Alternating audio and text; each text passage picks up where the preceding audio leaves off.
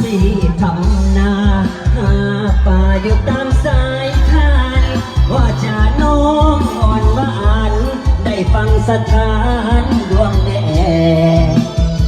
ยิ้มงามสักส่วนแก้มมวนผู้คนมาแวหยุดพักหานเฮือนแท้งามจริงแท้สาวใส่ท่านี้เองเมื่อยามจะจากอายอะไรเฮือนแท้หากใจน้องก็เพียนแม่จะบอกพ่อแม่มาโพทันทีญาติบุญบ่สมลงคาลงสาวใส่ท่านี้ได้แฟนสวยน้ำใจดีถูกใจอีหลีสาวหันเฮือนแท้เอาเชี่ยวด้วยกันเด้อเพื่อนว่าเนาะปีใหม่ฟ้าใหม่บอเจ้าอยู่ดีมีแหงเนาะร่ำรวยสันเจ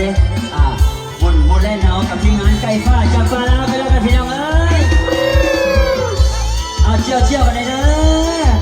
อขอบใจเจ๊ใหญ่ฮะบุญว่าไอ้แม่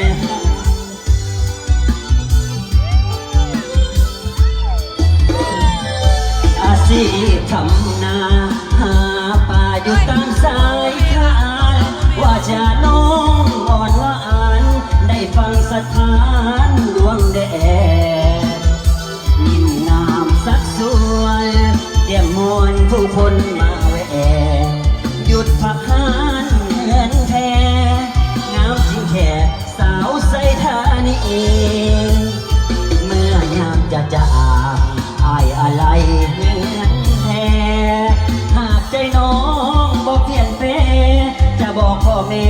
มาขอทันทีญาติบุญขอสมลงคาลงสาวใส่ท่านี้ได้แฟนสวยน้ำใจดีถือใจอีดีสาวหันเงินแท้ขอบใจเนอะสำหรับมาแรงใจเนาะทุกบาททุกสตางค์ขึ้นมาพอจะเจ้ากลับขึ้นไปเลยเป็นล้านเป็นพันกันแล้วกันเพื่อนว่า